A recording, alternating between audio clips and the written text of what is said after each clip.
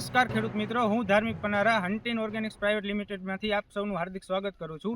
આજે આપણે આવી ગયા છીએ અડબાલકા ગામમાં ભરતભાઈ કકાસણિયાની વાડીએ। એમને અહીંયા ગુજરાત ક્યુમિન 4 નંબર જીરુંનું વાવેતર કરેલું છે।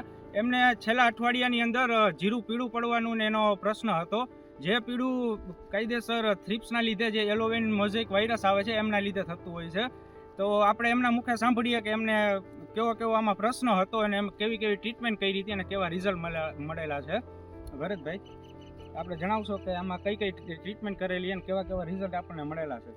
પહેલાં તો જીરું 60 દિવસનું થયું ત્યારથી ફ્લાવરિંગ સ્ટેજ ચાલુ થયો, ત્યારથી પીળું દેખાવા માંડ્યું। પછી અમને એવું લાગ્યું કે ભાઈ આમાં કાંઈક ખાતરની ખામી લાગે, એટલે 4 પ્રકારના અમે અલગ અલગ ડેમો કરેલા અને 5 દિવસે પાછા જોવા આવ્યા તો એમાં કાંઈ આપને ફેર લાગ્યો નહીં।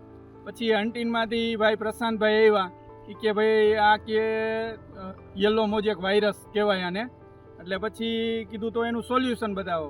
તો એ ભાઈ ડિઝનીલની ભલામણ કરેલ। પછી અમે ડિઝનીલ, નેનોસલ્ફ, ફિપ્રોનિલ અને બમ્પર અને નેનો રીચનો રાઉન્ડ લીધેલ, જેમાં અમને 48 કલાકમાં 100% રિઝલ્ટ મળેલ। જે પીળું હતું એ જીરું 2 દિવસમાં 100% લીલું થઈ ગયેલું। ખેડૂત મિત્રો, તમે જોઈ શકો છો અત્યારે આ જીરું અઠવાડિયા પહેલાની અંદર જે યલોવેન મોઝેક વાયરસ આવે છે એના લીધે પીળું પડી ગયું હતું।